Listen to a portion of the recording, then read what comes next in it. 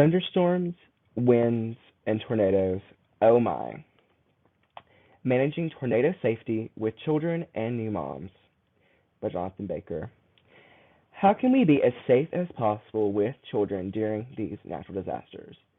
The goal of today's podcast is to understand how tornadoes form, what damages they cause, to identify a plan of action, and to give parents and kids resources to learn more. So why children and mothers? Well, children are a very vulnerable population. They're fully dependent on their parents and they're not fully grown. This can be physically, emotionally, and mentally. Because of the dependency on parents, it is imperative that we as adults make sure to care for them in these times of need. Now, what about mothers? Well, when we're thinking about mothers, we're specifically thinking about new mothers who have just given birth or are pregnant mothers. So, why is that? Well, pregnancy poses many risks just to a mother's health in general. It can be exacerbated by the stress caused by a natural disaster.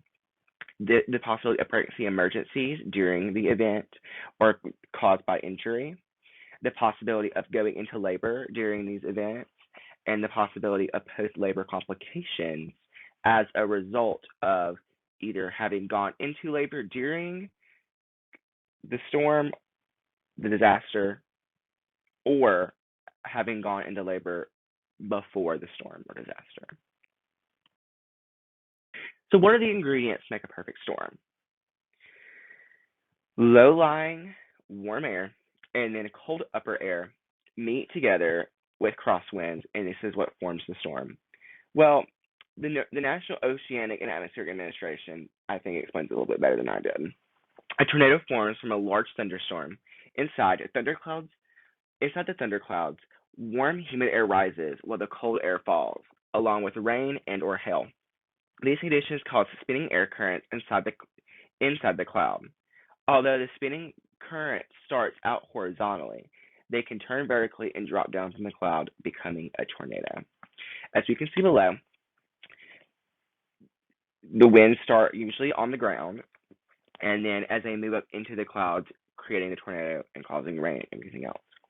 Additionally, there's a link to a video through NOAA from their SciGen's YouTube channel that explains into a lot more detail about how these storms form and why they form. So what are the dangers associated with tornadoes? The dangers associated with tornadoes go way beyond the funnel clouds. Rain can cloak these storms, making them extremely dangerous because they become hard to see. With the heavy rain comes flash flooding. This can cause cars to slip off roads. It can cause property damage and flooding, of course, since it's a flash flood. And it can increase the risk of drowning for individuals who are caught in this as well. Hail is also a huge a huge issue as well. It causes extreme damage to cars, roofs, trees. It can cause concussions to people depending on the hail size. The hailstones can range anywhere from pennies to softballs and golf ball sized hail. Lightning is another major risk. Lightning strikes can kill and result in fires if it strikes the perfect spot. These spots could be power lines, anything that's sticking on the ground that's highly elevated, homes, trees, people, and that can result in fires and lead to loss of power. Most importantly, though, is the straight line winds and the winds from these storms. The straight line winds that come from tornadoes can be just as deadly. These winds can destroy homes just as easily as the tornado itself. The picture attached is of Fultondale, Alabama in January of last year. The storm that moved through that city was an EF3 tornado, which we're going to go into that on the next slide. So what is an EF3 tornado? Well, it's on the enhanced Vegeta scale is how we determine the severity of these storms. Estimated wind speed is not used to determine this, but is damage intensity. However, we can equate wind speed based off of the damage as well. So let's give an example. So an EF0 tornado has estimated winds of about 40 to 72 miles per hour, and they are characterized as a weak tornado. The description is some light damage. Some damage to chimneys, branches broken off of trees, shallower trees are uprooted, and signboards are damaged. An EF3 tornado, like the one we saw in the last photo in Fultondale, had winds from 158 miles per hour to 206 miles per hour. These caused severe damages. Roads and some walls torn from the well, constructed homes. Trains could be overturned. Most trees in the forested area are uprooted, and heavy cars lifted and thrown. Yet, what's the worst storms? Well, these are EF5s. EF5s can be about from 260 miles per hour to 318 and beyond. These cause incredible damage. Strong frame houses are lifted off their foundations and carried considerable distances and or disintegrated. Car-sized missiles are airborne and are moved several hundred feet, and trees can become disbarked, which can be very scary if you've seen pictures of those storms. So how do we stay safe? Since we know what the rating system is and how they form, how do we stay safe? Well, we stay informed that is leading up. Most weather services are going to be able to track the weather patterns that lead up to these storms fairly early on, even though in many days it is going to be on an hour by hour, minute by minute basis in these places. But because of that, we know we can create a safety plan. To create a safety plan in your home, which we will go over in the next slide as well as an emergency supplies kit, which we will also go over in later slides. Additionally, make sure to check with family, friends, and neighbors to make sure that they are prepared in case of an emergency. And as well as being informed, be at home during the weather event, or at least in a safe space. Knowing and planning accordingly during weather-aware days is the biggest lifesaver in these events. So where do we shelter?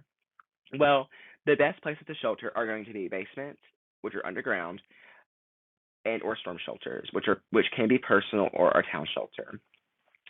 These spaces are underground, away from the straight line winds, and they're usually very secure. Many personal and town or community storm shelters are made of heavy duty metal and are bolted and concreted and buried deep into the ground. However, if you're able to do that, go to the most internal room on the first floor of a well-built home or a well-built building.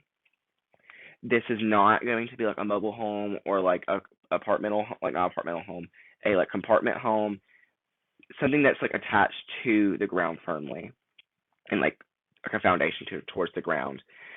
In this internal room, usually these are bathrooms, and get inside of the bathtub and cover yourself with a mattress, helmet, something to protect your head and vital organs during these situations.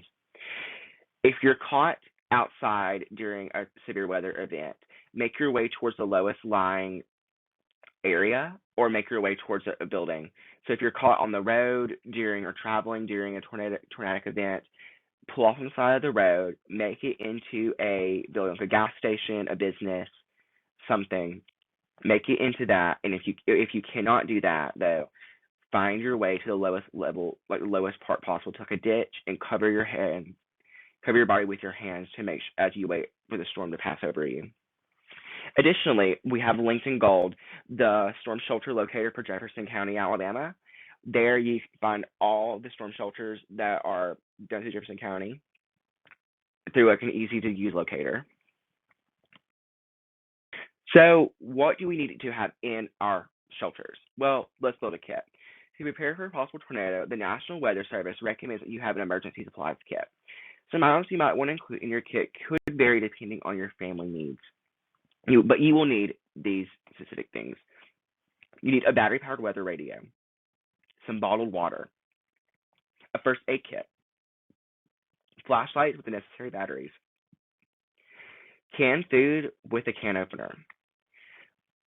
We're going to asterisk that, and we're going to come back to that. Extra pet food, asterisk, we're going to come back to that one as well. Rain gear, extra clothing, essential medications, such as insulin or those things, battery packs for your phone, / a generator if you feel the need to have that, your phone, wallet with your ID and cash in it. So the asterisk on the food.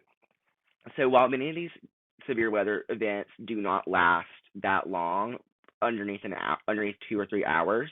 The issue arises with loss of power and maybe the loss of a home, and having these canned goods are going to be essential for the aftermath of the storm, especially the canned food and pet food. Now, so that's just generally what we need. But now, what specifically do we need for children and mothers, since this is what we are mainly focusing on in this presentation? So, for children and mothers, you're going to need some cards and games because, as many of us know, children are very sensitive to situations like this, and being able to distract and mitigate the psychological harm is always going to be great. In addition to comfort items such as blankets, stuffed animals, toys that the children could use as well. Blankets, just in general for everyone, would be very helpful as well.